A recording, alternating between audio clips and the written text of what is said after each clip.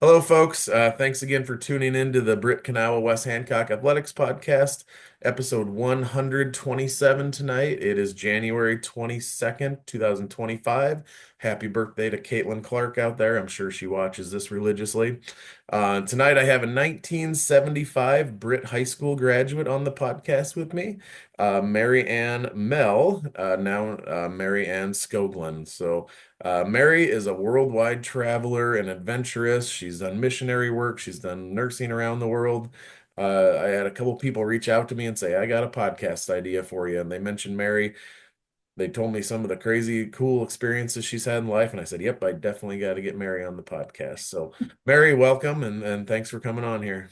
Thank you so much. You Thanks for bet. having me. Before we get to Mary, like always, I got to get to my sponsors. The sponsors are the bloodline of this podcast. They're the people pumping in the money to the Sanger Legacy Fund and making all the things we do possible. So, I got my regular just episode to episode sponsors. I got Daniel's Auto Collision in Charles City, Jeff and Becky Nielsen, Lehman Family Dental in Clear Lake, Jay Hiscock State Farm Insurance, the Britt Food Center, Tractor Tuesday, Lakes to Luxury Travel based out of Garner, and Britt High School, class of 1975. Some of Mary's classmates reached out and gave some money to the fund and asked to sponsor tonight's episode.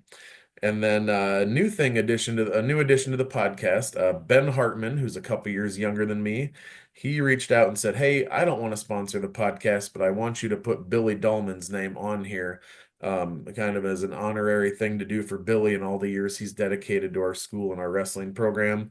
So Ben gave the $400 to put Billy's name on there. So thanks to Ben Hartman for doing that. So Billy's name's on here all the time is a good way to honor him. If you want to do the same and give that lifetime sponsorship amount to honor somebody you respect and love, go ahead and reach out to me. That'd be awesome. My lifetime sponsors are Levi Don Trucking, Window World of Mason City, Doug and Kathy Zool, Pritchard's Auto, Ewing Funeral Home and Monument Company, Triple B's Food Trucks, Swenson's Hardware, Zach and Chris Schlugger, Nick Schmidt, Kelly Real Estate, the Brit Car Truck Bike and Tractor Night Cruises and Mojo Productions owned by Jared Winger, Mike Muth Welding, Stacy and Carrie Gopel, Main Salon, and Jason Gardner with Wiffles Hybrids. So again, those last sponsors gave $400. They're lifetime sponsors. I really appreciate all our sponsors tonight. All that money, of course, goes to the Bob and Linda Sanger Legacy Fund. We use that money for the West Hancock Hall of Fame, scholarships for graduating seniors, any athletic and activity funds that are in need of assistance. We've done stuff for hobo days, state championship plaques and awards, whatever we need to do, wherever there's a need, we try to give back as much as possible. If you want to give to the Sanger Legacy Fund, you can go to sangerstrong.com. If you want to sponsor the podcast, go ahead and get a hold of me and we'll make that happen. Way back when, 50 episodes ago on episode 77, I talked to the 1996 Girls State Track and Field Championship team. And 100 episodes ago, we were just talking about this guy before we aired. Episode 27 was Coach Mark Sanger after his team won the 2021 State Football Championship. So check those out. I'll have them linked up to the social media posts that I put out. All right, here we go with Mary Ann Skoglund. Thanks again, Mary, for coming on. Just tell everybody again, they know class of 75, but just tell us a little bit about your upbringing and what's keeping you busy these days. I grew up on a farm about 7 miles outside of Britt, and we didn't have any neighbors around about a mile radius. I think we had any neighbors. Doug and Cindy Zool were some of my good friends, and Jeannie Swears. And anyway, it was um, it was wonderful growing up on the farm. I loved it. Had a lot of animals. I was raised with my sister Rhonda, who's 5 years older than me. She graduated in 1970, and just the two of us. And but there were times it was very isolative because we were way out there. If a car would come by like once a day, we'd like look a car. It was amazing. But we had so much freedom. We rode motorcycles over to Doug and Cindy's and go to Stilson in the cemetery, and there's just countless things. Rode my bike over to Leanne, the Hildebrands, Lori and Doug Pooch's sister. and their farm, and Jeannie Swears and Jane Seebeck. I don't know if I ever rode my bike that far, but we were really good friends growing up. And so just so many memories. And then school and friends at school. But I didn't really do a lot outside the farm until I probably about, as far as school wise, we go to games and stuff, but I had to drive first. So a lot of it didn't happen until I was older Yep. and got involved a little bit, mostly music. But um, it was just a very wonderful upbringing. I just have so many good memories of growing up on the farm and the Britt people. People are friendly and they all wave. The track, the farmers will go down the street and they just, they wave their one finger. And Yeah. it's still that way when I come home sometimes to visit. People are just super friendly. And anyway, I just have a lot of cherished memories. Yep. I catch myself down here where we live. We're out in the country a few miles from our school, and I'll always give the one finger wave to people. But then as soon as you get out of your little community, you just stop doing it. Yeah. If I'm driving up to Britt for a football game, I get to about Kanawha and I start waving to everybody again. It's just like second nature almost. Yeah. Yep. Jane Seebeck, they were my neighbors growing up. She's now Jane Oh, Svensson. yeah. Went to the same church, and their son Tyler and I played football and basketball together. So, Okay. And we yep. And went to then, the Kanawha Christian Reformed Church. That's where we grew up. And her mom and my mom are like best friends. And so okay. all the Seebeck sisters. I didn't know Jean quite as well because she was, I don't know, I think I'm at least 10, 11 years older than her, but I remember helping babysit her and stuff. Okay. So, Nice. yeah, we're real, I still see them when I get home. So Yep. Did you have a Stilson address or did you have a Brit address out there? all it was is our name and rural route 1. That was it. And we were a mile from Stilson, Okay. mile from Doug and Cindy, and where my grandpa and grandma Mel lived was right across from the Zools, Okay. and not where Doug lives, but where he farms. And then our mailbox was a mile away, so I had to ride my bike to get it every day because they wouldn't drop it off because we were the only house on the mile. So I remember going around, oh gosh, 12, and Dad would let me drive the car like to get the mail, and bring it back. And I thought, wow, this is really fun. But yeah, it was just rural route 1. That was it. And how disappointing was it when you did all that work to get to the mailbox and there was nothing in it? Did you ever have those days? You're Oh, like, well, seriously? I love riding my bike. I rode it all over, so it was fun. I just had to always watch for the trains. Dad would always say, "Watch for the trains." It didn't have any crossing; it was just go. And at one time, I almost got hit, like within a second. I almost got hit by a train when I was older in fog, and that terrified me. But when I was little, I'd always look both ways. And Yep. then the mail at the Neswalds were the people that lived there then. Okay. I think they're still around Britt.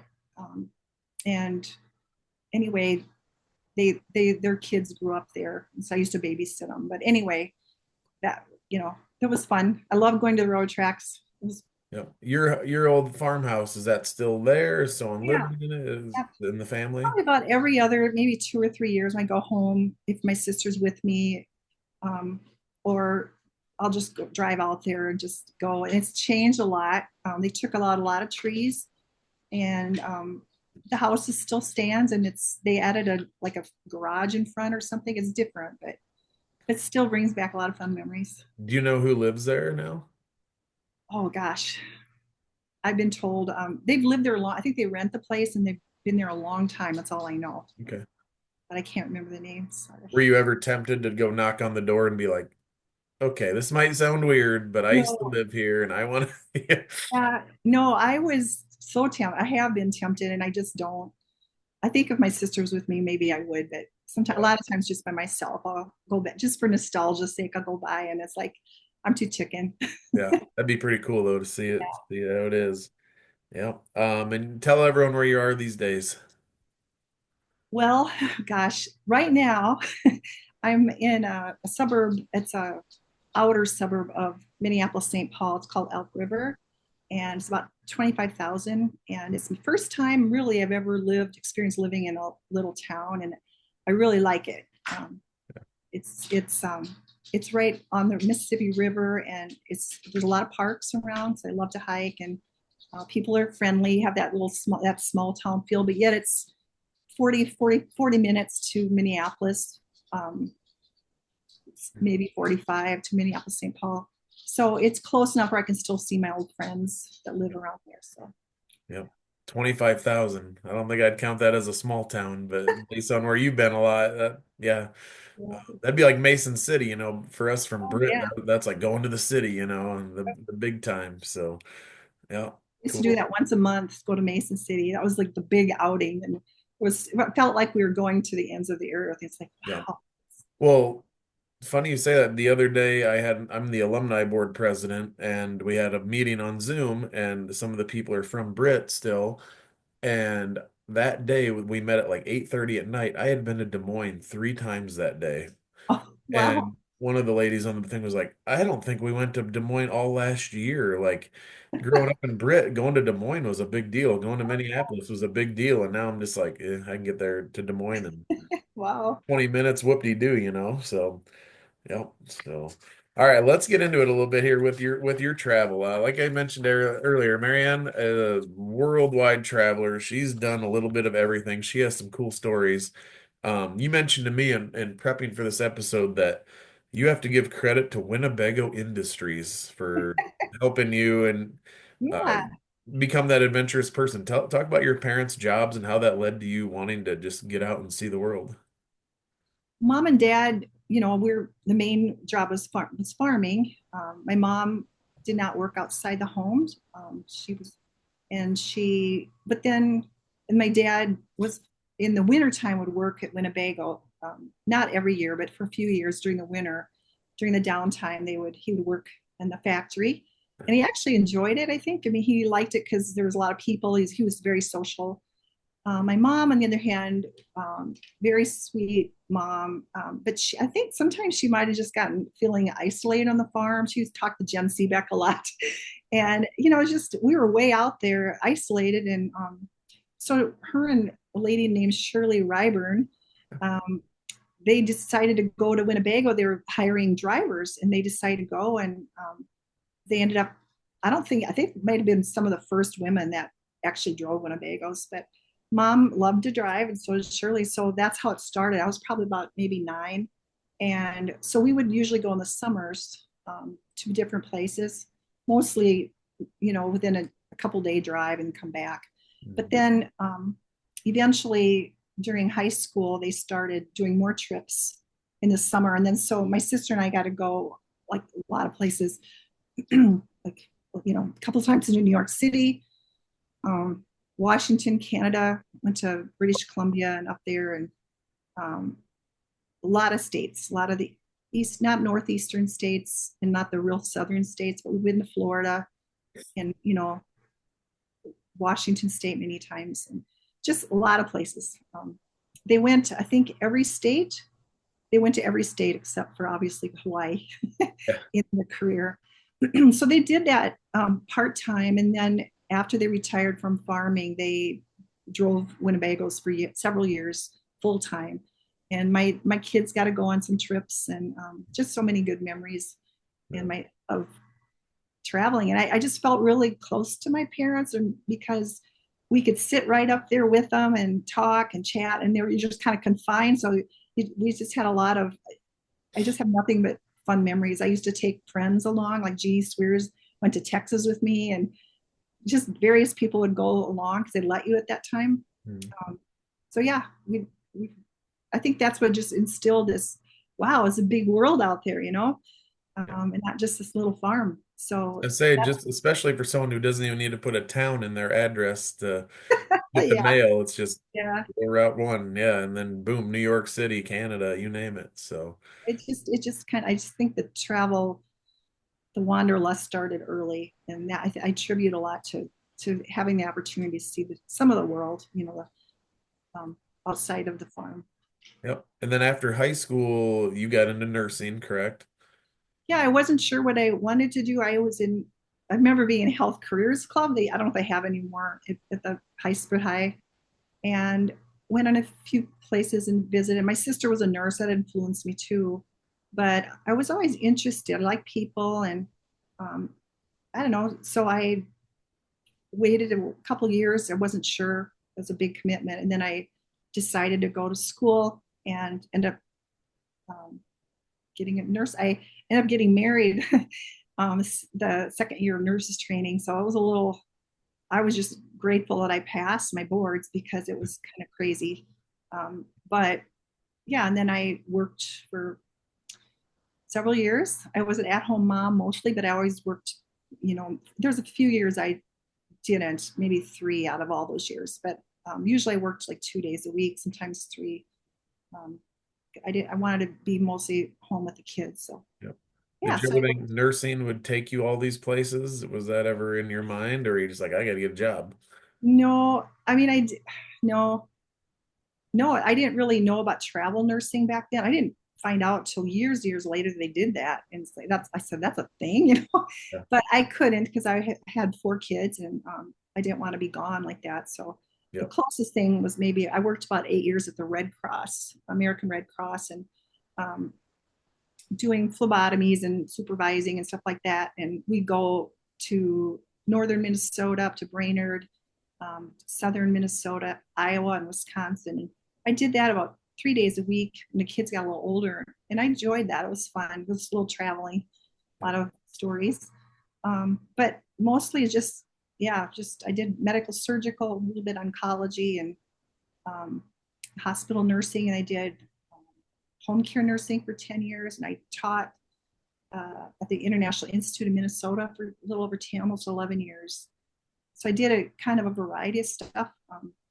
I really liked home care a lot, and I loved teaching. That was probably and I really wasn't a trained teacher, but I was very fortunate to get this job because it worked with a lot of immigrants and refugees, asylees, and so I got to learn a lot about the countries they came Yeah. from, and I just loved it. And that was probably my favorite job. And I was teaching nursing assistants to work in hospitals and nursing homes.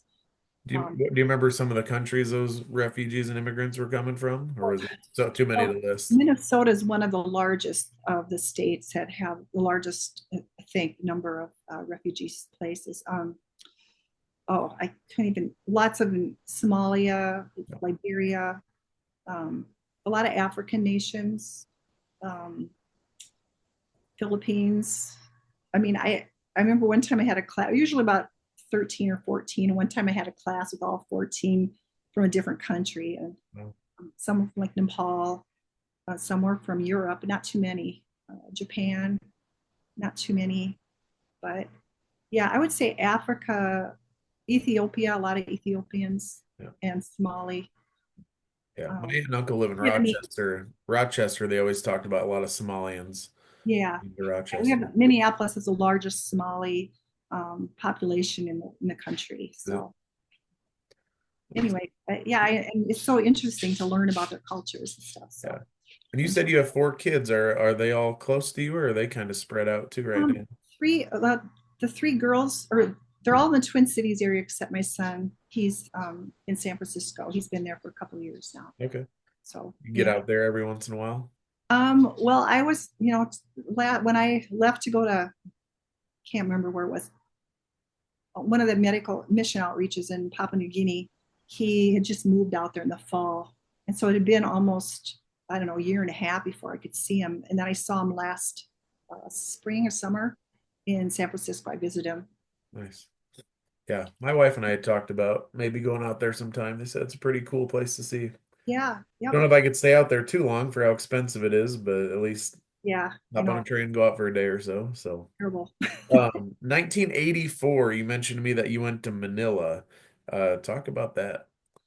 Well, my sister Rhonda and her husband Steve, they he grew up in Borneo, and he was what they call MK, or missionary kid, in the jungles, very remote. And then when he went to junior high, I believe it was, he went to Manila, and that's where his parents had homeschooled him, and then his mom did, and then he went to a boarding school called Faith Academy.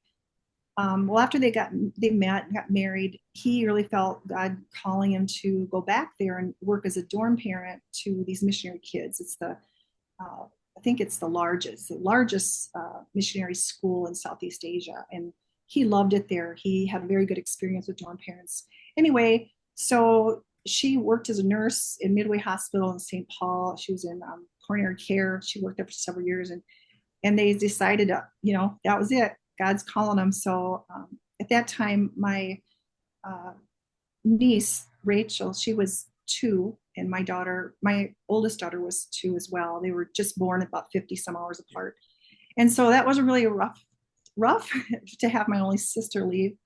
And they ended up being there for 37 years. So, Okay. um, and they retired about, I don't know, 5 years ago, I think. Now they're back in the States and in Minnesota. And, but it was really hard because, we were very close, and plus we had babies together. So, but I knew that was what she used to do. And so that's how I got to visit them. I mean, at 19, they did it in, let's see, 1984 is when they left. And in 1986, I couldn't stand it. It's like, I need to visit my sister. So I flew out with my oldest daughter. She was just 3, I think. And that was what we went there for a month. Had a wonderful time. And I just immediately, I was drawn to that culture. The Filipinos are so friendly and loving, and they love children. They're really into family. They're into elderly. They love the old people.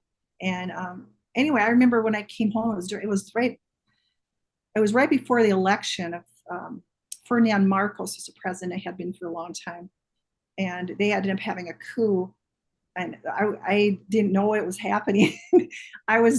My brother-in-law and a friend of his was bringing me back to the airport, and in Manila, traffic's insane. So for international flights, you have to be there 4 hours ahead of time in Manila airport. So we were starting out, we were these jeepneys, which they call them jeepneys, or they're kind of look like leftover World War II vehicles, and they're all decorated and they have lights and they honk and they're just loud, and they cram a whole bunch of people into them. That was back then, that was a major mode of transportation.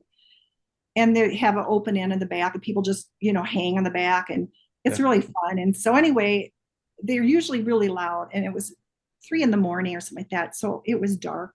And usually, even in the middle of the night, they're always going. And everyone was so quiet, and they had their transistor radios. This is a long time ago, and they were all quiet. And I said to Steve, I go, "This is eerie. What's with this?" He goes, "I don't know." So he drops me off and say goodbye, and him and his friend went up to one of the, I think, Manila hotel to watch my plane take off. And when I get in there, my daughter and I, we were like strip searched 3 times, and just like, what is going on? It was just eerily quiet. So I didn't know. And so we go on our long flight back. I get home the next day. Next day, Steve calls me. He goes, "Mary Ann," goes, "You're not going to believe what, did you hear the news?" I go, "No." He goes, "Your plane was the last to leave the airport." And then about several minutes later, the rebels bombed Marcos, the helicopters, the airport. They shut it down. Jeez. And so that was during the people power when Cory Aquino came into reign. So, and it was a peaceful demonstration. They marched the palace, and they airlifted him out, and he fled in exile to Hawaii. And his wife's still living, Imelda. She's still living, but that was in 1986, and that was a big deal. So I didn't even know what was going on. So Had that was, you not gotten on that plane, would you have been stuck there for a while? Do you know? How would that have? yeah, I don't know how long, but yeah, for sure. At Right. that time, they had the 2 bases, the naval base, Subic base, and also Clark Air Force Base, which is no more. It got buried in the volcano several years ago. Okay. And I remember going to that base, and we go to, Steve was coaching, I think it was volleyball girls or I can't remember, volleyball. And so we got clearance. It was on an orange alert, but he let us in because their Faith Academy played them. And so we got to go to the movie theater and, you know, have air conditioning. It was great. But then Mount Pinatubo blew up and leveled it. So Oh, that, man. and then Subic base, naval base, closed several years ago. And so the United States presence isn't there anymore, but Okay. it was for many years. And they loved they call us GI Joes. Back then, even women, they'd say, "Hi, Joe." The kids would say, "Hi, Joe." And so overall, they're still, I think, pretty good. You know, we fought together in World War II. And there's a lot of history in Corregidor Island. If you ever make it out the Philippines, I'd highly recommend it. It's very interesting. Um, anyway, Yeah. so there's just so much to do and see there. But it was wonderful to reconnect with my family and see where they live. And they moved around several places and then eventually end up working for Faith Academy, and that's what their main job was. So, How many times did you go back over the years to visit them? I was going to count that up. I think, well, I think altogether with this last time, just recently I was in the Philippines, but they're here. It's about 5 times, I think, Okay. went back. And I Um, assume they came back every once in a while to yeah, visit too. Yeah. usually at first it was a little rough because I think it was like 2 or 3 years before the first time they came back. But then after that, it was a couple years, but then it ended up being yearly. After my parents got elderly, they Yeah. made a commitment to try to make it so they could come at least once a year. Cool. And so in the notes we put together, 2017 was the next date and time and place you gave me going to Seoul, Korea. Why such a gap in between travels? Or did you go other places? You were Oh raising yeah, I kids? mean mostly in the States, and I went on like 2 trips to Mexico for through our church, the North Haven Church. Um, we went on mission trips there, um, and one time in, let's see, yeah, both of them were before that. And then I've been to a lot of mission trips locally in Minnesota, Net Lake Reservation for a couple times, and Montana and South Dakota area with the kids on mission trips. So it was mostly in the States that I did, you know, would travel, but not international so much.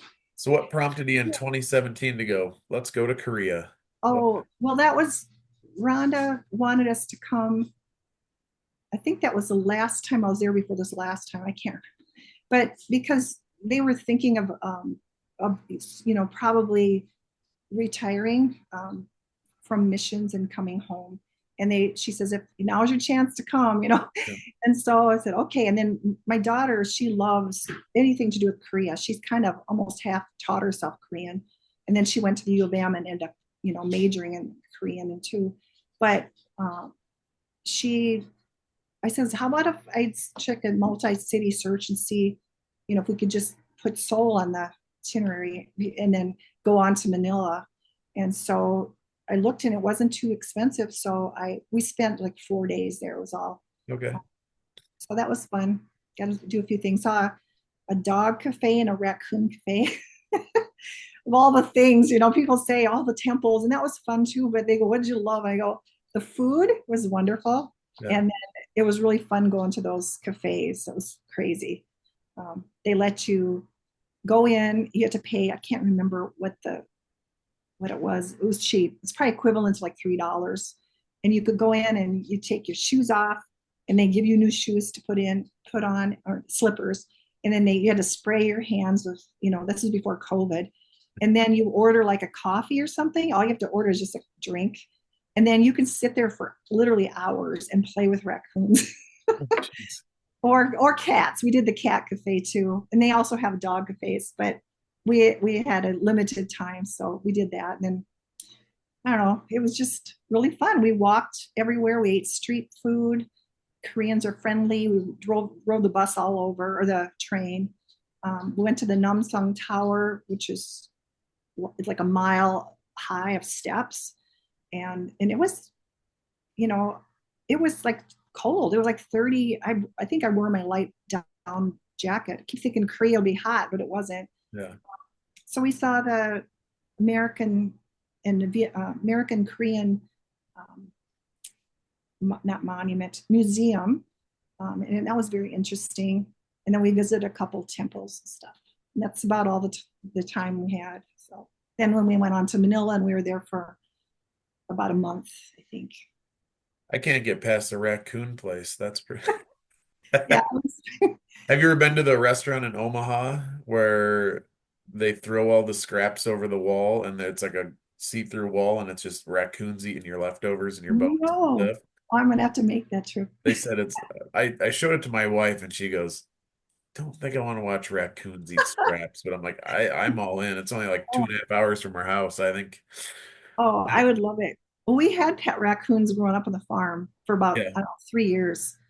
Charlie and Rory. I brought them to school. My friends, I know, remember it. It's like, I was older, but probably like, I don't know, 9 or 10. But the teacher said, yeah, bring them in. So we brought them in. And yeah, my cousin Darrell Abbas from Kanawha, well, he's in Clarion now. But anyway, he was hunting with a friend and they accidentally shot the mother and didn't know it was, Oh, had babies and they could hear this, whatever they make sound and three of them. And so my dad is such a sucker for bringing in animals like me. He loves animals.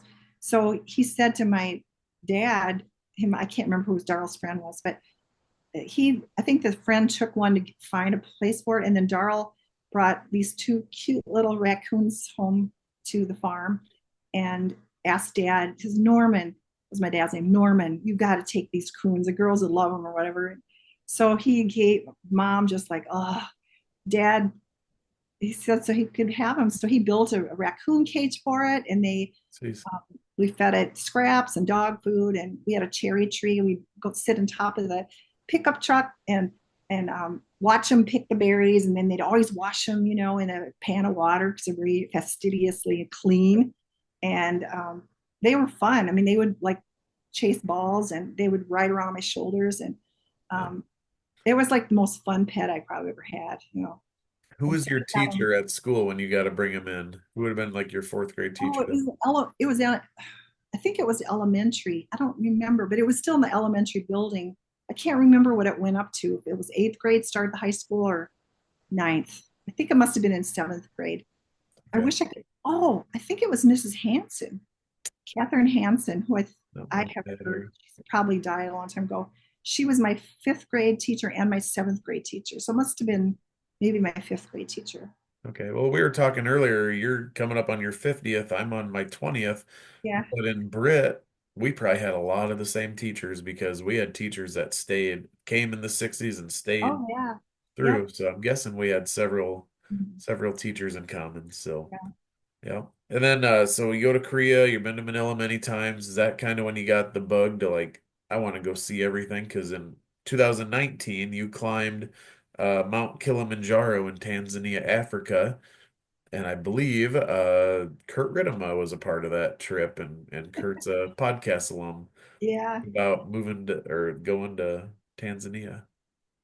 I'll, yeah, I don't remember exactly, but it was when the kids were little. I think Janine was not born yet, my youngest. But anyway, I took them, we used to go a lot to the science museum because it was interesting, and we had a membership because of our family. And so I do go there a lot on Friday nights with them. I take them and we go to the Omni Theater, the big round, where everything is just like right in your face type movie. Yeah. And it's like a theater in the round type of thing. But anyway, it was showing, it was just called Kilimanjaro. And I knew about the mountain because I loved geography and all that, but I didn't know that much about it. And so it was so well done. And I remember thinking to myself, I was probably in my, I don't know what I was, 40s, maybe early, maybe 50s, early 50s. But I said, I I would I think maybe I could do that someday because it doesn't take like ropes, technical equipment like that. And it just was beautiful. And I thought, oh. And so I just kind of tucked it away in my brain and really thought about it. Well, then in 2019, I um, decided, I felt like the Lord calling me to do missionary training. And it was during that time I was, I think, driving to Chicago or something to visit my family and some relatives. And all of a sudden I stopped somewhere and I saw on Facebook, I think it was Cindy Ridema or Cindy Burgard, Perfect. Yep. but Cindy Ridema, she posted something about Kilimanjaro climb for Hope of the Nations with Kurt. And he was looking for people that'd be willing. And it's like, I don't know, it's just like something. And it's like, oh no, I'm too old. I'm like 62. I can't do that. It's ridiculous. But I was like, well, maybe I could. I don't know. And so she says, well, give Kurt a call. So I was calling him and put him on speaker. And I said, you don't really know me, but I was one of your mom's good friends in high school. And I think I saw you when you're 2 years old or something like that. And then he says, oh yeah, you're the one that got my mom and dad together or whatever. I Oh, go, really? oh yeah, that's right. Yeah, we double dated in high school, and I thought Doug would be. Cindy was my good friend, so I thought they'd be a good match. And so anyway, the rest is history. But There you anyway, so it's like, yeah, be. He goes, I says, I'm just think I'm too old. And he goes, oh, I don't know. And I said, I haven't really done much hiking at all, maybe 2 miles or something in my go. life. He goes, well, just train a little bit, and I think you could do it. So I said, okay. And then didn't know where the money was going to come from because I was raising money through YWAM and at the time, and I thought, I can't do this. I'm raising money. So, and then, um, a lady from work, when I was working at the teaching program, the International Institute, she says, Mary Ann, I don't know why, but I got this email from this guy at St. Paul College, and he is in dire need of a teacher, a nurse trainer for the students because he the nurses run surgeries. It just came up as emergency or whatever. And I says, well, I only have a 2-year associate degrees. I can't teach in a college. And they go, well, you have 10, 11 years of experience in this. And you also worked at nursing homes, hospitals. They go, give it a shot. And I go, whatever. So I went there. He wanted to interview me the next day. And I went in a blizzard, and I ended up getting the job. And it was just a miracle, and it paid really well. And so he only needed me to do a couple, semesters or whatever. And so that was where my money came from. And Nice. so God provided that. And so then I didn't feel guilty going on Kilimanjaro because I used that money. So yeah, it was amazing. And so I said, so Kurt had it all planned out, very organized. And so him and Jessica Ekoff, I don't know her married name now, and a guy named Justin, a friend of his from Michigan, um, climbed it. And that was in 2019, I think September 27th when we summited. And it was amazing. It was How long hard. of a travel was that just to get to Tanzania from Minnesota? Oh, Couple yeah. days. Yeah. Because we ended up, it's been so long ago. We had to fly to Jess and I came home. That's another story. I won't go into it too long, but needless to say, I ended up getting my last immunizations like the day that I had to drive to Britt to pick up Jessica. And we ended up driving her car to Chicago to get on the plane. So, and we stayed with my cousins, and then they brought us to the airport and picked us up. So we Did, flew from O'Hare to, I don't even remember where we flew to. I'd have to look at the itinerary, but I want to say Swiss Air or something. I don't know. It doesn't matter. But we had to go there.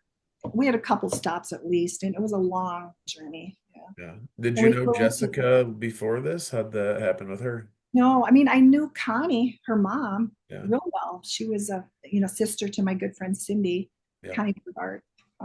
So I kind of reconnected a little bit with Connie just through Jessica, but yeah, we got to know each other well. And when I think the whole trip was, I want to say, I don't know, 13 days, well, at least 12 or 13 days, something like that.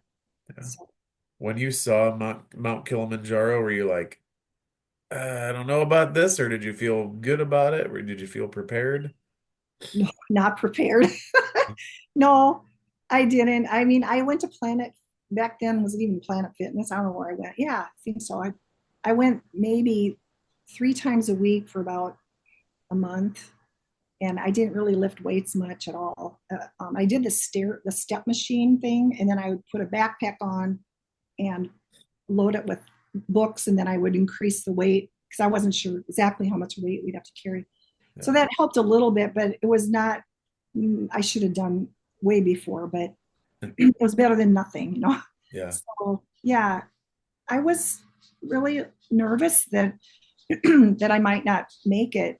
I wasn't worried so much about getting hurt, but just I didn't want to spend all this money, and then not make it. But I had to be smart and to, abide by their rules. And so I thought, as long as I listen to the guides and do what you know, I'm just going to trust that I'll make it. And hopefully they want to haul me out. Kurt told a story later when it was all after we summited. He said, I can't tell you now. And then he told me later. And it was like, I'm so glad he waited, because if I would have heard that story before, I would have freaked out, you know, or I probably wouldn't have gone. But it was yeah, maybe he can tell us sometime. But yeah, it's about a guy that they had passed on one of his trips. I think I was the third expedition he led. And the guy, I think, must have had a heart attack or something. And um, he was telling me that they kind of walked right by him, and he told his story about it later. It's been so long ago, I don't remember exactly. But all that to say, um, yeah, I mean, people die, you know. It's like, and that was the first time it was like, whoa, you know. And I guess because I keep thinking, well, yeah, they die in Mount Everest, they die in Denali, but it's like, do they really die in this mountain? Well, some do, but not. Yeah. It's one of the lower rates and stuff. But Yeah. How do they yeah, get someone like that down the mountain is my uh, question. well, that's the thing. This guy, I don't think he had any family nearby, and so I think when he was riding the bus, or also the bus or plane, Kurt would know. Um, the couple had met him before, so when they saw him, they recognized he, but they didn't know. So I don't know how they got a hold of his family, but yeah, it's a hassle. I mean, if you don't have good insurance, you know, to haul your body back. I mean, a lot of places don't. They might just have to. I don't know what they do, but they have these stretchers.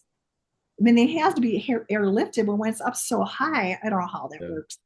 But they have these like gurney type things. I can't, they almost look like a wheelbarrow, but they're kind of rectangular. And that's what people use to bring, like people that maybe break a leg or pull a, you know, tear a ligament, and they have to go down. These porters have to like go over the stones and get them down there so they can get into an ambulance. Not a job I'd want to have, that's for sure. Oh, All I yeah. can think of, so Nate Bargatze is a big comedian right now. He's a clean comedian. I listen to his podcast. He's been the host of SNL a couple times in the last year. Yeah. There was a skit where he was a lifeguard at a water park, and a guy climbed up to the top of a big water slide and then he died. Oh, And the paramedics are up there with the lifeguards, and they're like, "Ah, we got to carry this guy down all these stairs." And then they look at the water slide and kind of go, or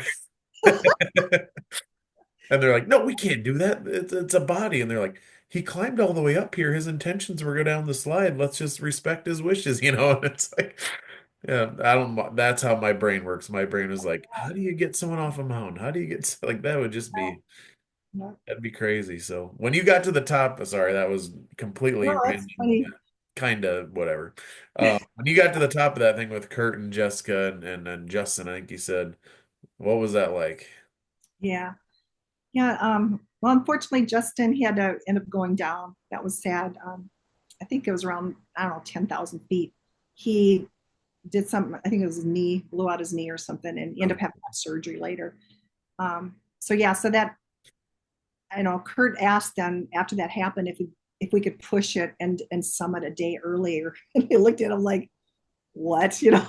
So we ended up doing it a day earlier. We pushed it and did more miles and stuff. So it ended up being Jessica and Kurt and I that made it to the top. Justin had one of the porters help him down, and I felt so bad. It was just terrible weather. It was raining. I think it was sleeting, and I was so worried about him, but he made it okay.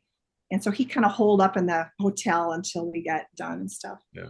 Um, but yeah, the day of summit, well, the night before, we're at I forget the name of the base camp before you climb, but it was, you know, we were all nervous and had to have our vital signs done because they'd make you do that in the morning and at night. Yeah. Uh, and you have to have your O2 saturations, your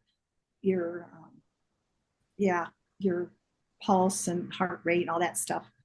They had to check it because if it's under a certain saturation level, you can't go. They won't let you. So I remember the day before or the day of that we summited, we had to get up early, like I think 3 in the morning or something, with our headlamps, and we had just like a snack or something, maybe a little bit of a breakfast. But and Jessica did it, and I forgot what it had to be, But anyway, it's way lower than what we had at the hospital, because usually if it's under, 90 or upper 80s, it was like, no, they can't, you have to call the doctor. But here it was way lower. So I don't remember hers, but it was only like 3 degrees too low. And I was like, oh my gosh. So I said to Barack, the leader, go, can you get me a new oximeter and a new battery? And I'm sitting there trying to warm up her hand, and have her go out and do running. I go, gotta get your O2 level up here, And Yeah. so we did. I had her drink some hot stuff, and then, just to get her going. And we retook it, and she just passed, so she could go. So it Right. was a little stressful in the morning because you come all that way, spend all Yeah. that money, all that work, and then can't. But they had very strict rules, which I really admire and respect, because a lot of people, I mean, I just read somewhere now, because I was looking up statistics, and it says 50% of people have issues with altitude sickness. Now, I was one of the lucky ones. We all took altitude sickness pills, but they worked for me, and they didn't as much for them, and they made it. But it was tough. That last, 4 or 5 hours, it was brutal. It's like like I'm gonna die. I'm not gonna make this. But we all made it, and they threw up, and then we weren't up there very long. And it's honestly, it was not like Katahdin in Maine. It was wonderful, because it's like, yeah, we did it. But I thought there'd be this amazing view. You could see all the way down, practically the whole continent. Yeah. And it was it was cloudy, and you could see a lot of glaciers, and it was pretty that way, but it wasn't like you had this crystal clear view. And so in a way, I was a little disappointed, but yet it was still, we were happy we did it. And but Yeah. they couldn't. We took a few pictures, and people didn't even know each other, were hugging each other. And one guy I remember he was doing it because he beat cancer, and he was thankful to the Lord that he beat cancer. And we were all crying. And so, but because of the altitude, for them, I went down as soon as I could, because I didn't want to, them to wait and stuff. So, Yeah. but yeah, it was a confidence builder in me, which enabled me, I think, to do other things. So because that was the start of it. So yeah. Yeah. Did you take the elevator in the back down, or did you have to walk back? We went down. Yeah, we couldn't. You can't do the whole thing in one day. We had to do a camp on the way back down Yeah. too. It's a long ways, but to me, the downhills were. It was easier. I mean, I had pretty good knees, so I was very fortunate. The very last, I don't know, mile or so, I ended up. It was hard. I mean, it was a struggle to get down, because then my knees started hurting. But otherwise, yeah, it was fun. It was fun to So be done. up and down took how many days? Was that 3, 4 days? Is that Well, I just looked on the itinerary, because I saved that, and mush. I got to get my glasses on. I forget the name of it. Um, it was called Machami route. There's like 6 different routes, and that's a 7-day one. And it says take 7 days, and we did it in 6 days. So, okay? and then the hardest one is, I think it's 9 days. But they said that Machete, the Chami or whatever, it's one of the most beautiful routes. So, And you're camping each night, just tent camping, and yeah, that's the nice thing that was different about doing that as opposed to Katahdin, because in Katahdin you carried everything, carried your tent, carried everything. And so that part was really a piece of cake when I think about it. I don't remember what our base weight was. It was not much, because the porters, that's what you pay the money for. They go ahead of you, and they have these huge, probably 70, 80, who knows, they're strong. And some of them go barefoot. They just hop up the mountain like a gazelle. And we're, mostly walking we have our sleeping bag, our clothes, but they have the tents, the stakes, all the stuff to eat. We bring our water, bring some snacks, and no toilet paper, stuff like that. But but they bring the heavy stuff, so yeah. which helps. And so I'm when you just camp, it's all set. You feel like this, a queen. It's like they have the tent set up, and then it was really good food, and and then drinks, and yeah, it was easy. That part was easy. Yeah. yeah. I'm just thinking though, after 7 days on a mountain, that first shower you got to take was probably the greatest shower of your life. Yeah, I I, was back at the hotel. Yeah, I don't, yeah, it was pretty nice. yeah, that's a lot. That's a lot of camping and hiking. So, yeah. And then 2020, we all know what happened in 2020. You were doing some missionary training in Hawaii, and this little thing called COVID happened. Yeah, I've been to Hawaii last year for Christmas with my sister lives out there, and then we're going back this spring, my wife and I. So we love Hawaii. It's so beautiful. great. But you had the chaos of COVID happening when you were out there. Talk about that a little bit. Yeah, I got there January 2nd, 2020, uh, and it had, at least in the States, it hadn't hit there yet. And so I was almost done with the training. And we were taking precautions, like when February or whenever we realized it was getting bad, and the staff, our, people, our leaders were really careful about that at YWAM. They were constantly looking, and toward the end, we had all our little pods that we all masked and we washed our hands. We did all that, followed protocol.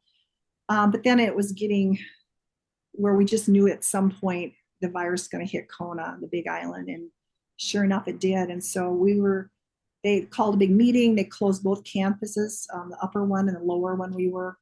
And we had like 48 hours, I believe, to evacuate. We had to find a place to go. And I had just been there for almost 3 months. And it's like my daughter just got married, and my one daughter lived kind of far out. Danny was with a roommate. This one guy who was, after college. Janine was rooming with a girl. There's just, and my friends, like they thought they were coming down with COVID. Everyone had COVID fear, which I get, but it's like there weren't any offers. So it's like, okay, I'm going to have to think of not Minnesota. And Minnesota at the time was really bad too. And so I just praying, God, where should I go? And there was no place to live in Kona. There was just I mean, the rent was ridiculous. There was no jobs. So they only have I think one little hospital and maybe one or two clinics. It's like there was nothing. And so this lady that I had met, very sweet lady that lived in Kona a long time. She was, there was a church I went to with her. And she says, when it was starting to get bad, she says, look, Mary Ann, if it ever gets a point where, they have to close a campus, I can't have you too long, maybe a week, but I'm having sisters visiting from Hilo, but you're welcome to stay at our house. And I go, oh, that's so kind of you. But, and then they called the big meeting. They gave us the announcement. And so I didn't know what to do. I tried to call, so I called her and I said, well, they closing the campus. She goes, I'll come and get you. And I go, okay, I have another day. She goes, I can come, I'm work at the airport. I'll come and get you in 2 hours. I go, okay. So I got my stuff together. I didn't have time to say goodbye to too many people, and lived with them for a week. I finished my last class online. And then I was supposed to be, after that, I was supposed to take a photography class and a storytelling class by some professionals that I met there, right before I go to the outreach, which was supposed to be Papua New Guinea. And Craig, his name's Craig, and his wife Lib, they were teaching it, and they apologized. I'd already put money down. They go, we'll reimburse you, but we'll just see where this all goes. We didn't know the Yeah. brevity, how bad it was. And it's like, okay, maybe someday. Well, then, so I end up finding a place by a person that volunteered there in Anchorage, and he said stay for 3-4 months free. And I'm thinking, well, free is good. And it was in Alaska, and I'd been to Alaska. I loved Alaska. So after leaving this lady's house, I went there, and it's a story that it's another story, but I can't go into it because I don't want to name names or anything. But let's just suffice it to say, I was there 2 weeks, and then I did nothing wrong. Nothing. In fact, I did ask for nothing. I was just grateful I had this place, and there's just very bizarre behavior. And the day of the quarantine was over, said, okay, you need to find a place to go. It's like, what? And so anyway, I'm not going to go into details, but I did have some really good friends that lived in Valdez, which is about 300 miles away. And I called her up. I go, okay, this is not going well here. I did nothing wrong. And she goes, let me talk to Tom. and I'll call you back. 5 minutes later, she calls me back. She goes, Mary Ann, we're going to come and get you. And it was, you know, April, and it was still crazy cold, snowing. And they lived in Valdez. And the only way to get there, because I was going to take a rental car. Well, everything was shut down. The airport was shut down. And so they came all the way over mountainous, snowy passes and took several hours, and they got me. And I ended up just leaving and went to Valdez, and I ended up staying there like 7 weeks, and we had a blast. I mean, the virus hadn't hit that town of 4,000, and did a lot of oculars looking at wildlife, and got to reconnect as friends. I'd known her since I was 17. And then her kids had given her a gift in Idaho to come and visit them. And it was a ticket, like a birthday present, and it had to be used up. And so she said she felt bad because she didn't want me to leave, but it'd be kind of weird because it's just her, and I just wouldn't be good, because her husband. So I said, no, I'll find a place. So I had a friend from Minnesota that knows everybody, and he got a hold of these people in Eagle River, which is a kind of by Anchorage, and said, I have a friend that's, needs a place to stay, and she's going to be looking for a job as a nurse. And so I interviewed over the phone. She goes, usually we have to, but because of the situation so far away, she found out that I had hiked Kilimanjaro. She'd asked me what I'd done, and she goes, oh, my parents lived in Tanzania. I was like, right away, I was like, thank you, God. So yeah. She said, so they took me, and Tom dropped Sue off. They dropped me off at this community. It was an Orthodox community.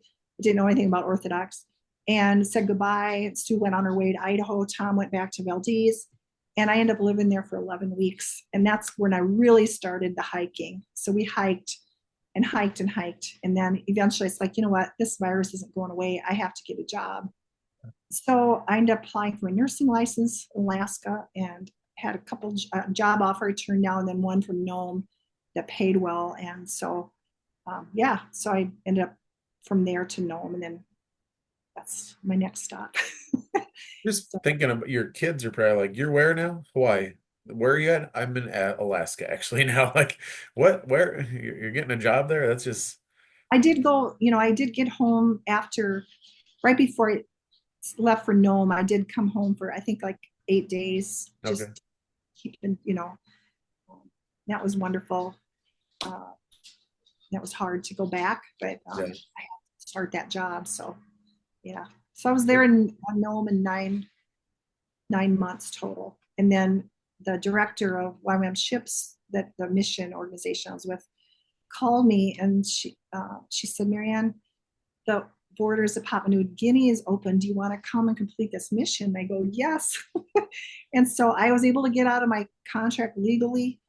They gave me a big bonus, an additional bonus, which was nice, a blessing, to be able to work out in village travel for COVID at the clinics. And that was my favorite part of the job, doing that. Went to like 4 native villages.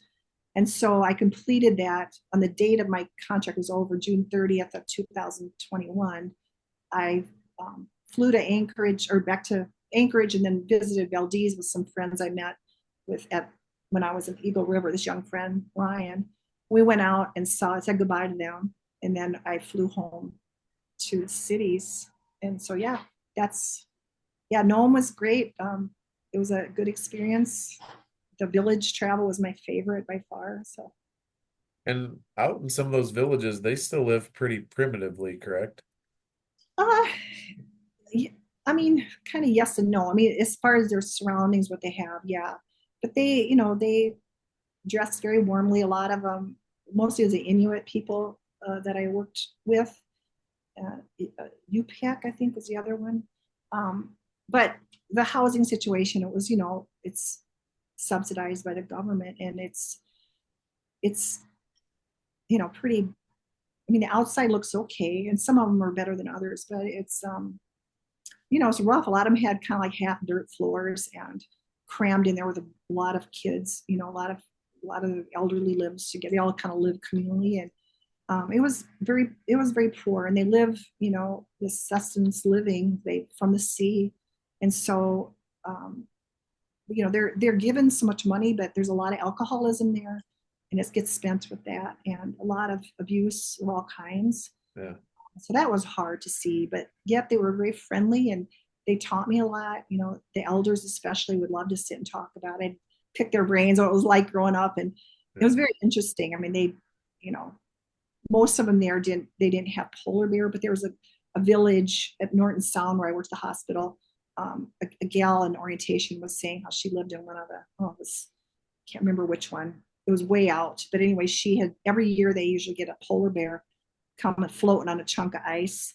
And then the village, the people will see it and they're like, they're all out and it feeds like, you know, probably the whole village and stuff. So, and they used every part of it, you know, they Yeah. waste anything. And Well, so those kind of stories and seals, we saw a lot of people killing seals. What that Stebbins, I think, was a clinic that I worked at where they this guy comes in and we had so many people. It was an outbreak, I think, of a ton of the city. I think it was like 700-800 village big outbreak there of COVID and stuff. So we did a lot of testing, and I was doing the clinic and testing and working the lab, and this guy comes in and I knew there was a lot of abuse there, so I'd be careful, but he just wouldn't talk. He just his demeanor was kind of strange, and he had this little boy, and he looked kind of like nervous. And I think, oh my gosh, what's going on? And then he had this puppy that came in, and the puppy, it was a puppy that he just came in the clinic. A lot of the dogs just come in and had to get him out, and he was pure white and it was so pretty. And then he had blood all over his mouth. I thought, oh my gosh, this guy had come jump to this conclusion. This guy was beating his dog, and it's like, and I just got really alarmed. And I mean, the kid looked okay, but it's like, oh, this is a dog. And then come to find out that dog he had killed a seal and the dog had eaten a lot of the seal. So he had blood from the seal. But I mean, it's just bizarre things that you don't think about, that yeah. they do. We're not in rural Stilson anymore, that's for sure. Yeah. Yeah. No, it's very fun. It's fun to ride the planes. I love that, the little bush planes, and the pilots are so good. So that was wonderful. I'd never been in a little plane like that before. So, Yeah. Well, when I was in college, a buddy and I were looking for teaching jobs, and something about Alaska popped up on some website, and we looked into it. We did like a phone interview, and I don't ask me what village or town it was, but they wanted us to coach and teach, and they oh, said our closest away game you have to take an airplane to get to. Like that's different than going from wonderful. Britt It's to Garden. barren. They're always trying to find help in barren. That's the I couldn't tell you if it's been 15 some years. I'm like, I don't know, but I was like, I don't know if I'm up for that. yeah. Yeah. What did you like better, living in Hawaii or living in Alaska? Vastly different in terms of what's in front of you, but what did you Yeah, enjoy more? Alaska. Alaska? When I was, graduating high school, I came like this close to moving up there. The Sue that I saw in Valdez, she was a friend of mine. She was a roommate, yeah, she knew my sister in nurses training in Minneapolis. And she used to come to the farm and had all sorts of adventures. She's been on Winnebago trips with us. But she wanted me, my nickname in high school was Murph or Murphy or whatever. And she called me up one day. She goes, Murphy, she goes, Sissy, her sister, and we're going to go to Alaska. We're going to move to Anchorage for a while. We want you to come with. And I came so close to going. And then I remember my brother-in-law sitting down. I was like, Mary Ann, do you realize how far it is from home and how much air tickets would cost? And your parents would be so sad and like, oh, so I didn't go, but that's where I really wanted to go. So when I was young, but never did Yeah. until later. Yeah. But yeah, Alaska is just it's beautiful. It's so diverse. It's not a lot of people. The people, especially in Nome, are just like it being in the wild, wild west. It's like there's not a lot of rules. And it's just I don't know. In all the mountains, there's so many mountains to hike, and it's so big. And so, as much as I love the ocean and I love all that, I think I would have got and felt just kind of stuck, being on it. Because anytime you want to go out, you have to you don't have I mean, Kona is the big island, so it's great. I loved it, but I don't know. I like the mountains a lot. So Yeah. Yeah. My sister's in Hawaii, and like I said, we're going out there again, and and everywhere you turn, it's so beautiful. oh yeah, But it's crowded. It's an island and it's only so big, and there's so many people, and yep. um, anywhere you go, she's like, you could go 8/10 of a mile and it's 30 minutes, just the traffic and stuff. But to me, it's totally worth it because we're in southern Iowa and Hawaii is awesome. So, Hawaii is wonderful. I loved Kona area. Yeah. yeah. Let's scoot forward here to 2023. You went to Portugal, Spain, Morocco. Talk about those experiences. How'd you end up there? My good friend Kim, we've done little trips together. We never done any international trip, but her and her husband, they've been in this I forget what's called vacation club or whatever for many years. And as you're in it, you get more perks and they've expanded their places. So a little over a year ago, about a year, not quite a year and a half ago, she said, you want to do an adventure somewhere. Of course, yeah, I'm always up for adventure. And Yeah. she says, where should we go? And so we looked at different choices, and it was Costa Rica and this and that. And then I was looking at prices too. And she said, well, Portugal is pretty reasonable. And, maybe if we're there and they're pretty close together, we'd go to Spain. Maybe we could go to, Africa, go to Morocco and she had never been to Africa. She travels a lot. And I said, yeah, let's do Portugal. So that's kind of how it came about. I usually love doing the itinerary. I love it. And to me, the planning is almost as just fun, but she likes it. And because it was through their Delta, we got some deals through her husband, he flies a lot. So between that and just it was a very reasonable trip. And we were gone, I think, I want to say 15 days or something. So that was fun. Yeah. And then last year, Philippines, Taiwan, and I do not know how to say this place, Mindanao. Oh, Mindanao. Yeah. Mindanao, It's okay. it's the most southern island in the Philippines.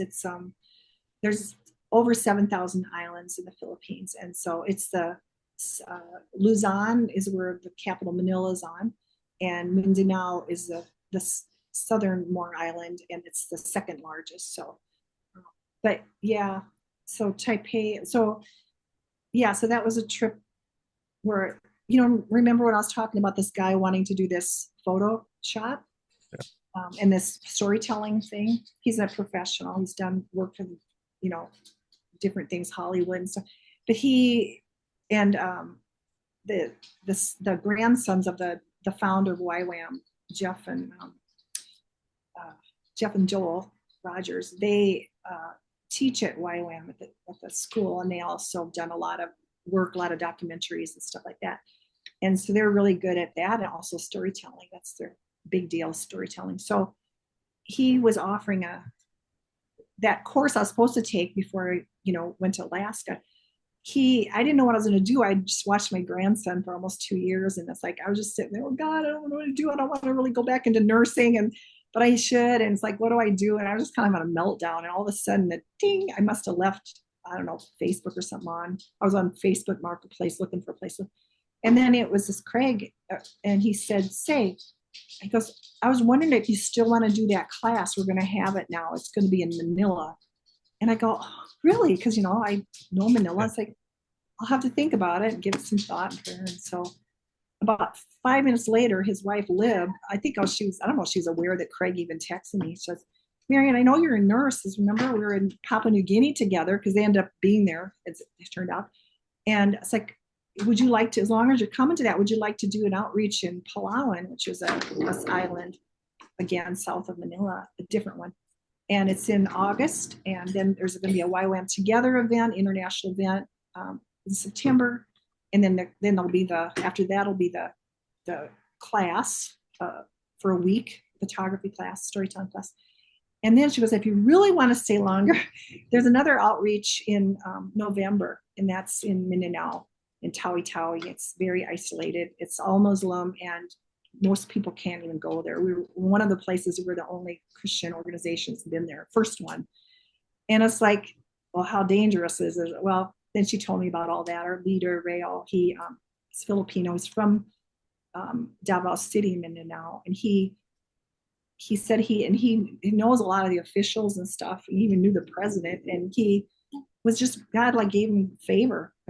And he said he did an ocular. He flew there about 6 weeks or so before it, I think, and said that they all assured him that we'd have military protection between the Coast Guard, the Marines, the National Philippine, police, and we shouldn't worry. I go, okay, let's do it. So I said, okay. So it was about just a little over 3.5 months that was gone. So And that were there was, any close calls or dangerous situations, or were you all pretty safe? no, we were safe. I mean, I felt completely safe. We weren't allowed, to talk about, the, to proselytize, or, we weren't allowed to really say God, Jesus, or anything like that. So I'm Muslim, but we showed, love, and we did. I worked in the pharmacy actually, because they had plenty of doctors that came from different parts of that area that was willing to come the last minute.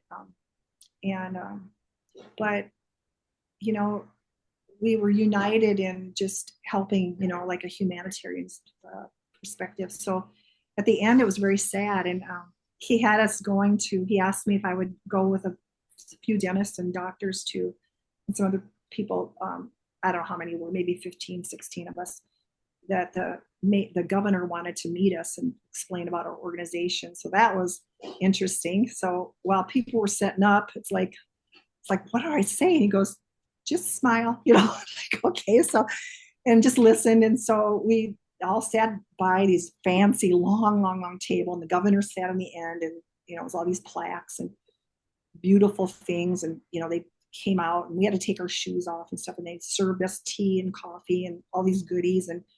And he was just asking, wanted to know what was up. And so, yeah, it was very interesting. And they kind of showed us around the grounds and stuff.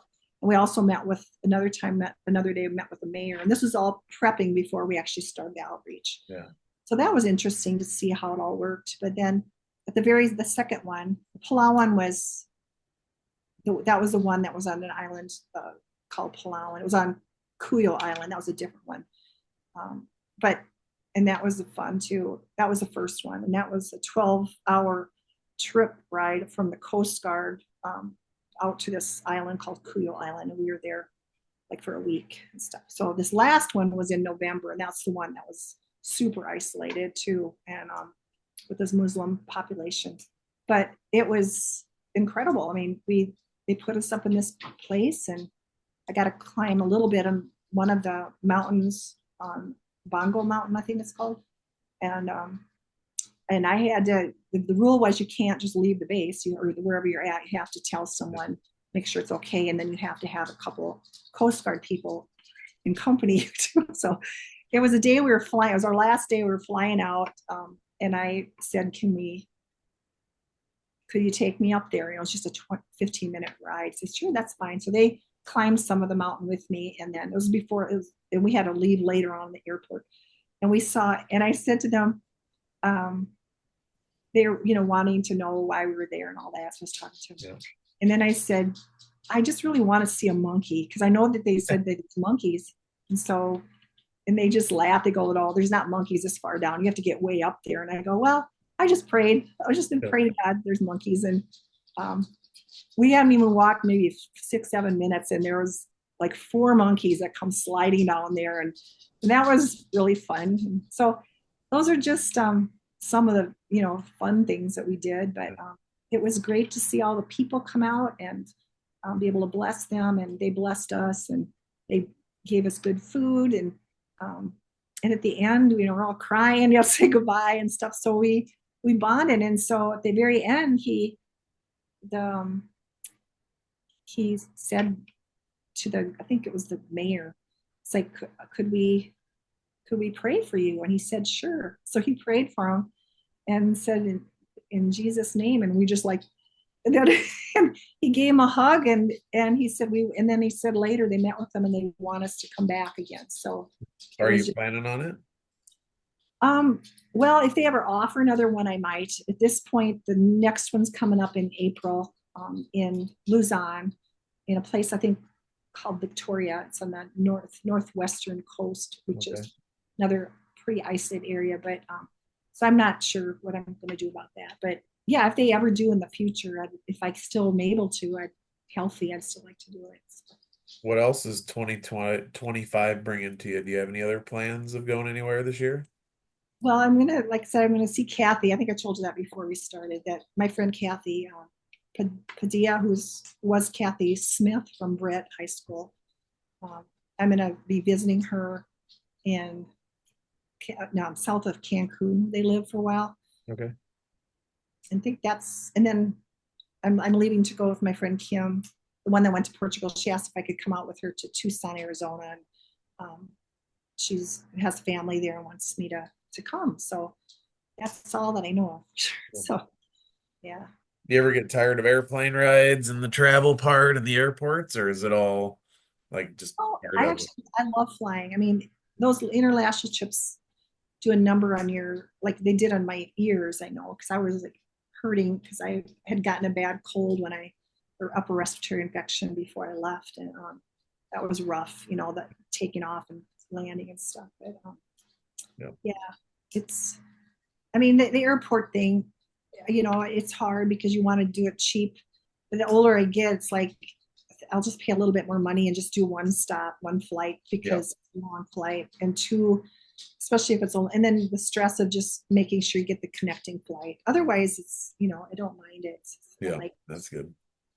Yeah, when we went to Hawaii for Christmas, we had, 9-year-old boys at the time, and we had to do 2 stops to save money, but we got to Hawaii at like 6 in the morning after like 18 hours of travel.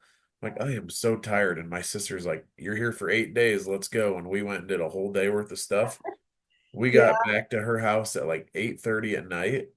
And my wife and I pretty much zombie walked into the house and said, "Good night, everybody." We slept in my niece's room. Yeah.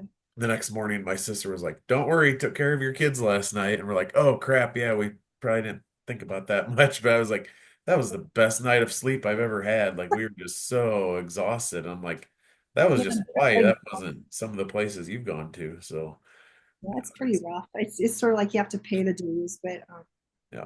but I do like flying. I mean, yeah, those long ones, like to Papua New Guinea was super long, and Africa was Yeah. long. Ooh, yeah, that'd be tough. Well, I think this is a good stopping point. Pretty cool. One last question here. Let's get back to Britt here. Uh, who are some teachers and or like coaches that you still think fondly of today? Who are some of those people that had an influence on you? Well, there's so many. When I think of teachers, just in general, I'm thinking even elementary. I think one of the best teachers I ever had, academic teacher, like was Catherine Hansen, Mrs. Hansen. I had her, and also I had her 2 times in 5th grade and 7th grade. She instilled a love of geography in me. I just always loved that. And there was another incident that's really sad things that happened, and that I felt like I could confide in her, and she kind of mothered me, and I really appreciate that. Mrs. Sankey too. Mike Sankey was in our class. She installed such a love of like reading. She remember she read the whole series to us, and we're probably old enough to read it to ourselves, but it was so fun. And she read the whole Little House series, and it's like I love that, and learning about how it was back in the West, and the pioneer days and stuff. And so those are 2 elementary teachers I right off the top of my head. The number one indicator of reading readiness is a teacher or an adult who reads out loud to kids. And Oh, so I make sure every day I read a novel to my students. that's I do the wonderful. Judy Bloom Fudge series is what I Oh read to my yeah, kids. And yeah, that's always one of the favorite parts of my day. So I always tell the kids when you're interrupting me or not paying attention, I get irritated because that should be our yeah. sacred time during the day. So I love it. That's great. Yeah. I always like that too. And then high school, so many nice teachers. I was not good in math at all, so if I can shout out to Mr. Brum, Yeah. he was so kind.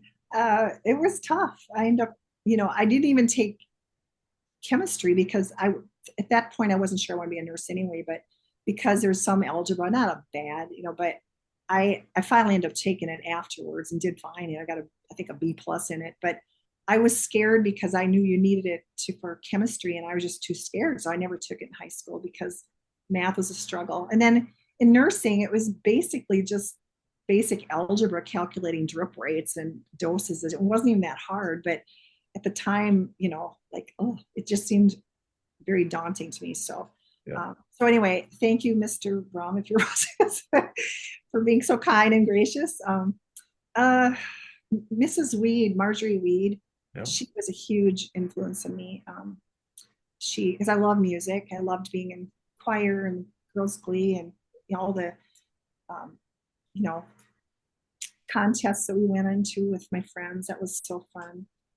So that, and Mrs. Sanger was a wonderful PE teacher. She was so kind and encouraging. And oh, I could go on and on. Mr. Patterson was an English teacher. He let us be, he was kind of too lax on us actually, but everybody loved him. He thought outside the box, and he would let us do little videos. And, I don't know, he was just fun. And Mr. Fred Swisher had always had stories to tell, and he made me laugh a lot. And there's just, yeah, I have to think about it. Mr. De Leon, uh, I didn't have a lot. I didn't have a whole year of Spanish. I think we only took like a half a year of that, but he was also another kind man. Yeah, just so many, blessed with a lot of good teachers. So Yeah. we're very happy about that. Yeah. And I was saying earlier, like we're 30 years apart, but a lot of the teachers you had, I had also. So it's just I really know, cool. but that says something for the school and for them, Yeah.